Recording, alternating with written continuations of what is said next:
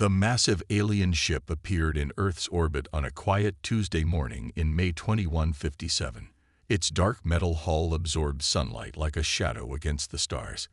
Commander Lisa Martinez stood at attention in the Earth Defense Force's main command center, her eyes fixed on the giant display screen showing the vessel that was twice the size of the largest human spacecraft. The room fell silent as the first transmission came through. The alien's face appeared on screen, gray-skinned with 4 yellow eyes and ridge-like plates covering its head. This was General Vex Thor of the Zarkax Empire, though the humans didn't know that yet. Martinez took a deep breath. She had trained for this moment, even if no one truly believed first contact would happen in their lifetime. This is Commander Lisa Martinez of the Earth Defense Force. We welcome you to Earth and hope to establish peaceful communication. The alien general's upper eyes narrowed. His translator processed her words, and he let out a sound that might have been a laugh. "Your primitive language is quite simple to decode," he said. His voice came through with an odd metallic echo. "I am General Vex Thor of the Zarkax Empire. We have conquered 37 worlds across this galaxy arm." Martinez kept her expression neutral, though her heart rate picked up. This wasn't the friendly greeting she had hoped for. "We are interested in peaceful exchange and learning about your civilization, General." "Peace." Vex Thor's mouthplates shifted in what looked like amusement. "Your species still uses chemical rockets and projectile weapons.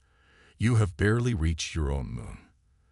The fact that you attempt diplomacy instead of preparing for battle shows your weakness." The other officers in the command center exchanged worried looks. Martinez tried again. "General, humanity values peaceful cooperation. We have much we could learn from each other. Our differences could be our strength." Vex Thor leaned forward, all 4 eyes focused on her. "In the Zarkax Empire, strength is everything. Your weapons are primitive. Your ships are slow. Your cities are unprotected. This will be a simple conquest." Martinez felt her stomach drop, but her voice remained steady. "General, I urge you to reconsider. Humanity may surprise you." "Surprise?" The alien general's laugh echoed through the speakers. "Your species is barely out of its cradle. We tracked your radio signals for years before deciding you were worth conquering. Your entertainment broadcasts show your weakness. You value peace over power, cooperation over conquest. This will be one of our easiest victories." The transmission cut off abruptly. Martinez turned to her second in command, who was already pulling up Earth's defense protocols on his screen. Warning signals began blaring across the command center. "Send the alert to all Earth Defense Force bases," Martinez ordered. "Contact every major military power. Tell them this is not a drill." She looked back at the main screen where the alien ship hung like a dark promise. "General Vex Thor thinks we're weak because we tried peace first. He's about to learn that humanity's greatest strength is that we never give up."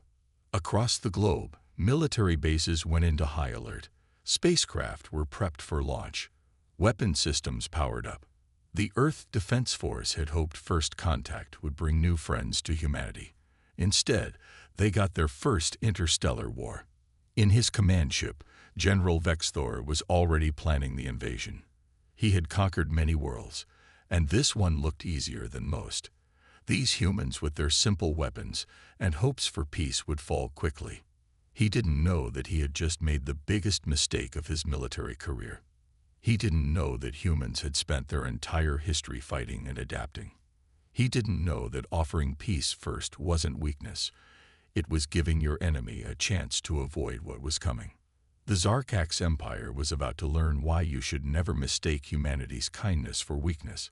They were about to learn that the most dangerous species in the galaxy might just be the ones who try peace first, but know exactly how to fight when they need to. Lieutenant John Carter floated in zero gravity aboard Earth's orbital defense station Beta, watching the Zarkax ships appear from hyperspace.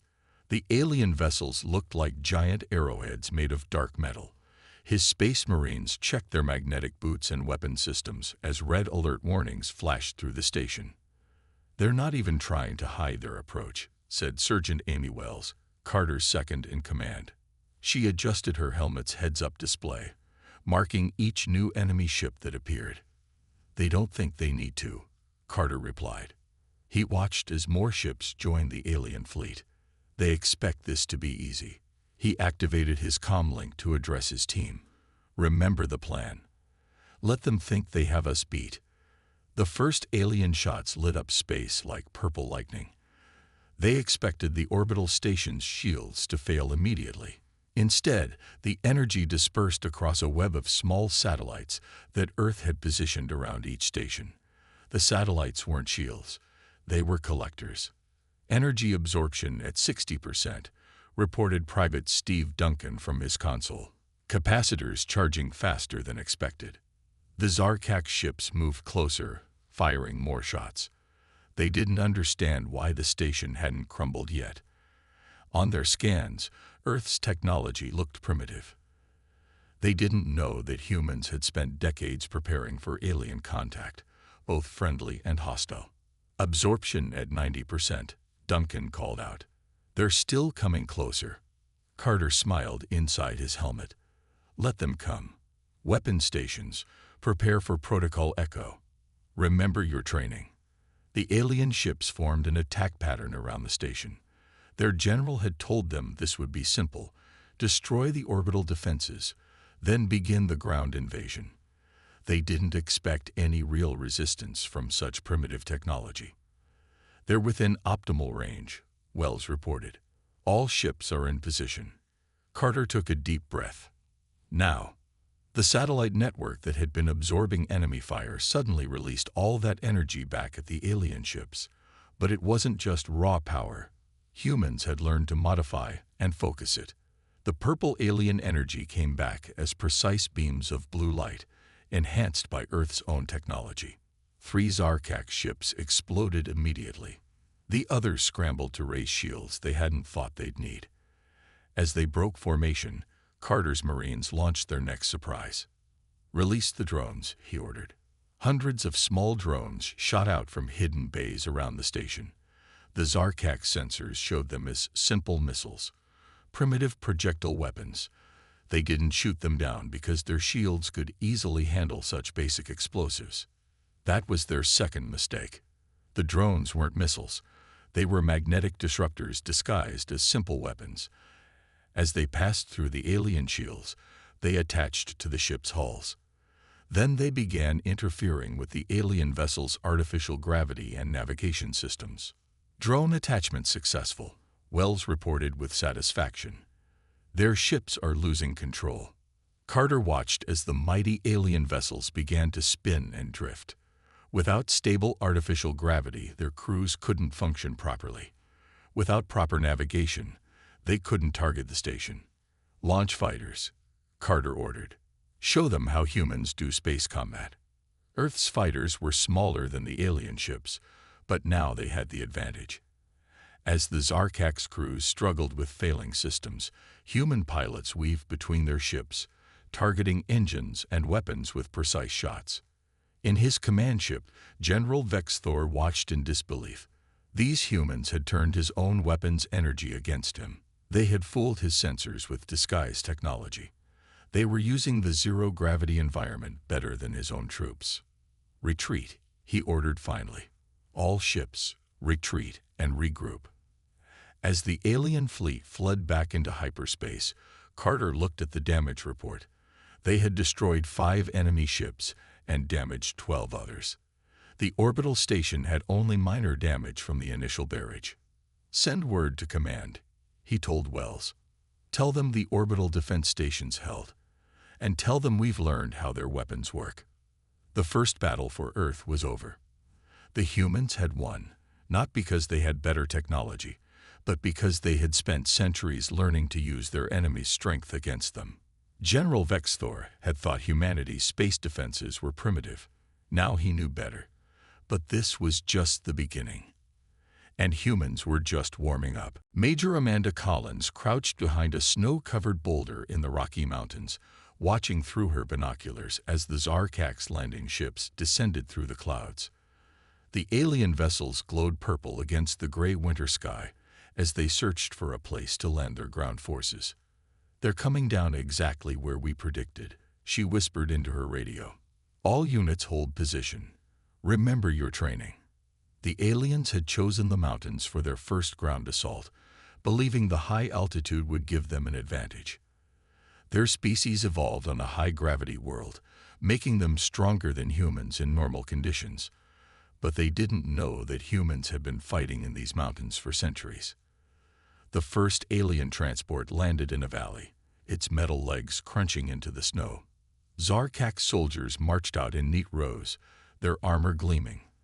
They carried plasma rifles and moved with the confidence of troops who had never lost a ground war. "Look at them," said Sergeant Ben Foster, lying in the snow next to Collins. "They're not even checking their surroundings." Collins nodded. "They think their sensors will spot any threat. They don't know about the mineral deposits in these mountains that mess with their scans." She clicked her radio twice. The signal to begin. High up on the mountain slopes, hidden teams of soldiers activated devices that looked like simple radio transmitters. The devices started sending out waves that interfered with the aliens' communication systems. At the same time, other teams turned on heat decoys that confused the alien motion sensors. The Zarkak's troops suddenly stopped marching. Their neat formations wavered as their commanders tried to contact their ships. Their advanced tactical displays showed hundreds of human heat signatures appearing and disappearing around them. "Phase 2, Collins ordered quietly. Small drones rose from the snow where they had been buried days ago. They didn't attack. They just flew around the alien formation, dropping flares and creating more confusion. The Zarkak soldiers started firing at the drones, their plasma shots lighting up the mountain air. "They're distracted," Collins said. "Phase 3. Go." Human soldiers in white winter gear rose from their hidden positions in the snow. They had trained for months for this moment, learning to move silently in the deep powder. Instead of using energy weapons that the aliens could track, they carried specially designed rifles that used compressed air to fire nets and tanglers. The first wave of nets caught several alien soldiers by surprise. The materials weren't sophisticated, just simple carbon fiber weighed down with mountain rocks. But in the deep snow, the tangled aliens fell and couldn't get up. Their powerful armor worked against them, making them sink deeper into the powder. "They're splitting up," Foster reported as the alien formation broke apart. "Just like you said they would." Collins watched as the Zarkak's troops separated into smaller groups, trying to find cover. It was exactly what she had expected. On other worlds, this tactic probably worked well. But here, it just made them easier targets. "All teams, begin avalanche protocol," she ordered. Across the mountainside, human soldiers triggered small explosive charges they had planted days ago. The charges weren't meant to hurt anyone. They just shook the snow loose. Soon, multiple avalanches were rushing down toward the scattered alien troops. The Zarkak soldiers tried to run, but their heavy armor slowed them down. Some tried to shoot at the avalanches with their plasma rifles, but the snow just turned to steam and created a blinding fog. Within minutes, half their force was buried in snow. "Ground teams move in," Collins ordered. "Get those aliens out before they freeze. We want prisoners, not casualties." As her troops moved to rescue the trapped aliens, Collins watched their landing ships try to take off. But the same mineral deposits that blocked their sensors also interfered with their engines. They were stuck. In his command ship above, General Vex Thor received the report of their ground forces' defeat. These humans hadn't even used energy weapons or advanced technology. They had used the terrain itself as a weapon. They had turned the aliens' superior strength and equipment into weaknesses. "These mountains," he growled, "will not be our grave. All remaining forces retreat." He had learned another lesson about humans. They didn't need advanced technology to win. They just needed to be clever and know their land. Captain Daniel Wright stood in the cargo hold of a captured Zarkak shuttle, checking his modified spacesuit one last time. Around him, his team of 5 specialists made their final preparations. They had spent 3 weeks learning how to use the alien technology they'd salvaged from the mountain battle. "Remember," Wright said to his team, "we only get one shot at this. The command ship won't fall for this trick twice." Sandra Lee, their tech expert, adjusted something on her tablet that was now connected to the alien ship systems. "The translation program is running. We should be able to understand any transmissions we intercept." The captured shuttle moved smoothly through space, approaching the massive Zarkax command ship. Inside their suits, the human team waited quietly. They had modified the shuttle's identification codes using data from their alien prisoners. To the command ship sensors, they would look like a regular supply vessel. "They're hailing us," said Rick Morris, who sat at the shuttle's controls. His hands moved carefully over the alien interface they had learned to use. Wright nodded. "Send the recognition codes." A few tense seconds passed. Then the command ship's docking bay doors began to open. Their codes had worked. The shuttle glided into the massive ship's belly, landing among other similar vessels. "Phase 1 complete," Wright whispered. "Now for the hard part." The team split into 2 groups. Wright led Lee and Morris toward the ship's main engineering section. The other 3 headed for the command center. They had memorized the ship's layout from the data their prisoners had provided. "Guards coming," Lee warned, checking the small device they had built to detect alien life signs. The team quickly pressed themselves against a wall, activating the special coating on their suits. To the aliens' vision, they would blend in with the ship's dark metal walls. 2 Zarkax soldiers walked past, not noticing the humans. Once they were gone, Wright's team continued moving. They reached the engineering section faster than expected. "They're overconfident," Morris said quietly. "Security is minimal. They still don't think we're capable of something like this." Lee connected her tablet to the ship's systems through an access port they had learned about from their prisoners. "Beginning upload of our virus. This might take a few minutes." The virus wasn't like anything the aliens had seen before. It was partly based on their own code, which they had learned from studying captured equipment. But humans had added their own ideas, creating something new that the alien security systems wouldn't recognize as a threat. "Other team is in position," Wright heard through his radio. "Ready when you are." Lee nodded. "Virus uploaded. Their systems will start failing in 3, 2, 1. Suddenly, alarms began blaring throughout the ship, but they weren't security alarms. They were environmental warnings. The virus made the ship's computers think there were multiple hull breaches. Emergency protocols started automatically, sealing off sections of the ship. "Phase 2 complete," Wright said. "Now we show them what else we've learned." While the aliens were distracted by the false emergency, both human teams began planting small devices throughout the ship. These devices were a combination of human and alien technology. They would let Earth's forces track the command ship's movements and listen to their communications. "Time to go," Wright ordered as they heard confused shouting from nearby corridors. The team rushed back to their shuttle, fighting against groups of panicked alien crew members who were trying to reach emergency stations. They launched from the docking bay just as the ship's real security systems finally detected them. But by then it was too late. The virus had done its work, and the tracking devices were in place. In his command room, General Vex Thor watched in rage as the small shuttle escaped. His mighty command ship, pride of the Zarkax fleet, had been infiltrated by humans using his own technology against him. Worse, they had done things with that technology that his engineers had never thought possible. "How?" he demanded of his chief engineer. "How did they learn our systems so quickly?" The engineer had no answer. The humans had proven again that they were far more dangerous than anyone had expected.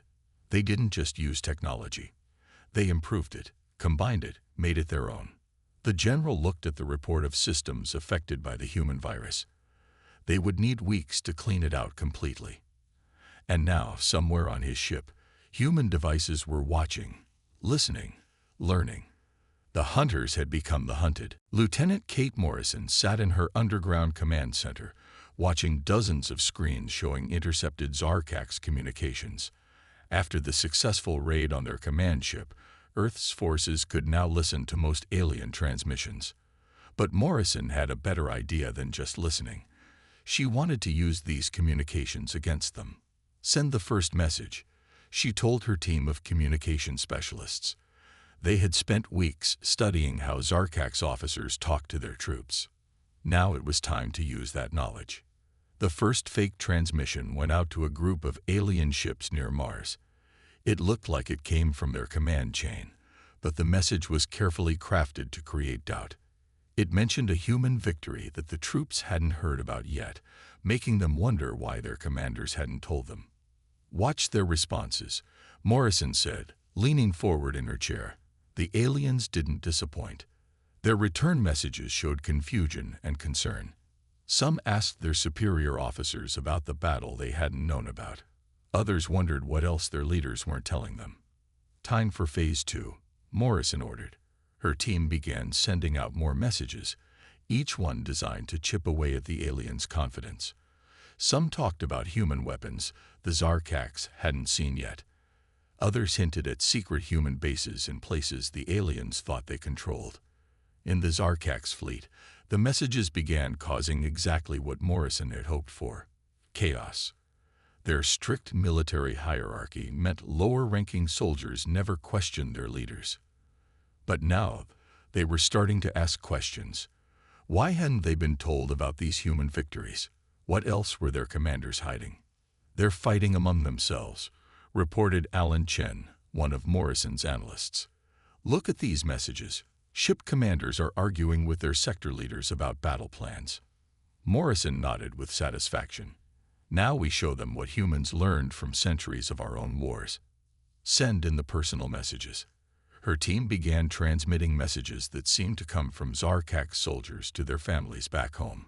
These messages, carefully crafted based on intercepted real ones, spoke of doubts about the war. They questioned whether humans were really as primitive as their leaders claimed. The effect spread through the alien fleet like a virus. Soldiers who had never doubted their mission began to think twice. Officers who had always followed orders blindly started to wonder if they were being told the truth. Their communication patterns are breaking down, Chen reported. They're not following their usual protocols anymore. Everyone's too busy checking if messages are real or fake. Morrison watched as the mighty Zarkak's military machine began to stumble. Their greatest strength, their rigid hierarchy and unquestioning obedience, had become their greatest weakness. Humans had learned long ago that armies needed to be flexible, that soldiers needed to think for themselves sometimes. Send the final wave, she ordered. These messages were the most devastating. Fake orders that contradicted each other, reports of non-existent human superweapons, and carefully edited recordings that made it seem like high-ranking officers were planning to retreat without telling their troops. In his command ship, General Vexthor faced a crisis unlike anything in Zarkak's military history. His soldiers were questioning orders. His officers were arguing about which commands were real. Every communication had to be checked and double-checked to verify it was genuine. How are they doing this? He demanded of his communication officers. How can they sound so much like us? But he knew the answer. Humans had spent their entire history fighting wars, not just with weapons, but with words and ideas. They understood something the Zarkaks had forgotten, that armies were made of thinking beings who could doubt, question, and fear. Morrison looked at the latest reports with satisfaction. The aliens' mighty fleet was paralyzed by uncertainty and confusion. They had expected to fight a primitive species with primitive weapons. Instead, they found themselves fighting an enemy who could attack their minds as effectively as their ships. Send word to command, she told her team. Tell them Phase 5 is complete. The Zarkak's fleet is psychologically compromised. They're ready for our next surprise. Sergeant Paul Rodriguez and his squad of 10 soldiers crouched behind the ruins of an old mountain fortress in the Andes. Above them, Zarkak's dropships filled the sky. This position was humanity's last stronghold protecting a vital research facility, and the aliens had brought an entire battalion to take it. They really want what's in that facility, said Private Mary Chen. checking her weapon's power cell. The humans now used a mix of their own guns and modified alien weapons they had captured. Rodriguez nodded. Too bad they'll never get to it. He looked at his small team. They had trained together for months, learning to combine human tactics with alien technology. Everyone remembered the plan. The squad nodded. They had set up their defenses carefully, using everything they had learned about how the Zarkax fought. The aliens liked to attack in large, organized groups. They believed in overwhelming force. They never expected a small group to stand against them. The first wave of alien troops landed in the valley below. Rodriguez watched through his scope as they formed their usual tight formations. 200 Zarkax soldiers moved forward, their heavy armor gleaming in the sun. "Let them come closer," Rodriguez whispered to his team. "Wait for my signal." The aliens advanced confidently. Their scans showed only a handful of human life signs. Surely such a small force would surrender when faced with a battalion. They didn't know that humans had learned to fool their scanners, or that Rodriguez's squad had spent weeks preparing this battlefield. Now, Rodriguez ordered when the aliens reached the first marker. Private Chen pressed a button on her tablet. Suddenly, the ground under the alien formation began to shift. The humans had spent days burying gravity plates salvaged from crashed alien ships.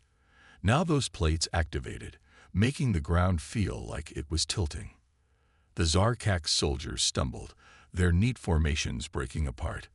Their heavy armor, designed for their high-gravity homeworld, worked against them as the artificial gravity shifted and changed. Phase 2, Rodriguez commanded. His squad activated devices that looked like simple radio antennas, but these were actually modified versions of Zarkax communication jammers. The aliens suddenly couldn't coordinate their attacks or call for support. "They're splitting up," reported Corporal Ian Foster, "just like we planned." The alien forces divided into smaller groups, trying to find stable ground. That's when Rodriguez's team launched their real attack. They had placed hundreds of small drones around the battlefield, each one carrying a tiny but powerful electromagnet. The drones swarmed the alien groups. Their shields, designed to stop energy weapons and projectiles, did nothing against the simple magnetic forces that pulled at their armor from all directions. Soldiers crashed into each other, unable to move properly. "Direct fire, Pattern Alpha," Rodriguez ordered. His squad opened fire with their hybrid weapons, targeting the gaps in the aliens' disrupted shield coverage. From his command ship, General Vexthor watched in horror as his battalion was taken apart by just 10 humans. The reports coming in made no sense. The humans were using the Zarkax's own technology in ways his engineers had said were impossible. They had turned his troops' strengths into weaknesses. "Pull them back," he ordered. "Get them out of there." But it was too late. The combination of shifting gravity, communication jamming, magnetic attacks, and precise fire had completely broken the alien battalion. Those who could still walk were retreating in chaos. That's when General Vexthor sent the transmission that would become famous throughout the galaxy. "These human soldiers are simply unstoppable. They don't follow any logical pattern of warfare. They adapt, they improvise, they overcome. We've awakened something we don't understand." Rodriguez watched the alien ships retreat, carrying their defeated troops away. His squad had just proved that humans could win against impossible odds, not through superior technology or numbers, but through creativity and determination. "Send word to command," he told Chen. "The facility is secure. And tell them to save that transmission from their general. I think we just changed the course of this war." The peace conference room aboard the neutral space station had one long table with humans on one side and Zarkax on the other. Commander Lisa Martinez sat across from General Vexthor, remembering their first meeting months ago. The general looked different now, his proud bearing replaced by a newfound respect as he studied the humans.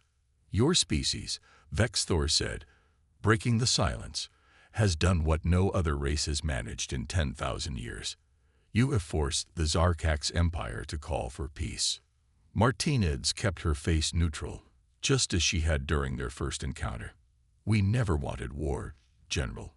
You mistook our desire for peace as weakness." The general's four eyes blinked slowly. "A mistake that cost us dearly. We lost more ships and soldiers in 3 months fighting humans than we lost in the last century of conquests." Around the table, other human officers and alien commanders watched the exchange. The humans had brought examples of their hybrid technology, weapons and devices that combined Zarkax and human engineering in ways the aliens had never imagined.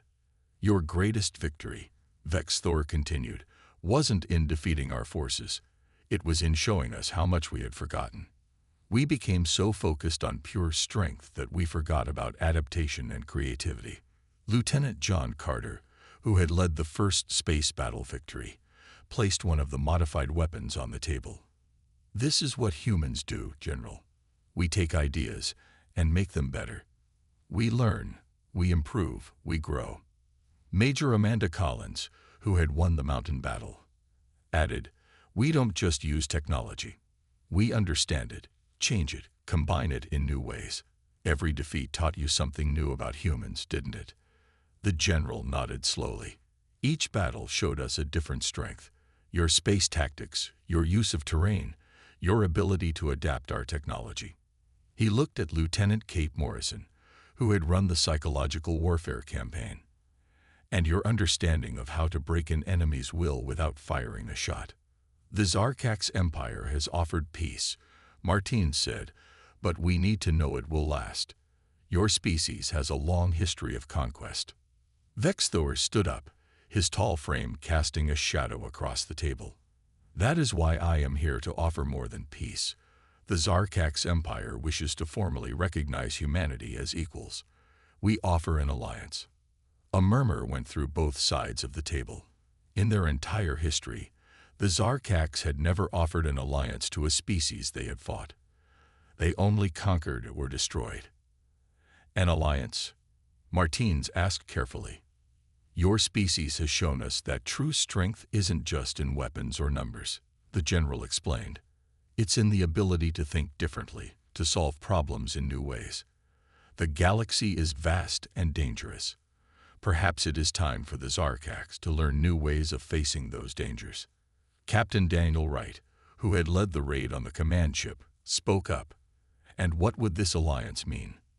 "Exchange of knowledge, sharing of technology, joint defense agreements." Vexthor gestured at the hybrid weapons on the table. "You have already shown how much our two species can achieve by combining our strengths." Martinez looked at her fellow officers, seeing the careful consideration in their eyes. This was what Earth had hoped for when they first looked to the stars. Not just peace, but a chance to learn and grow alongside other civilizations.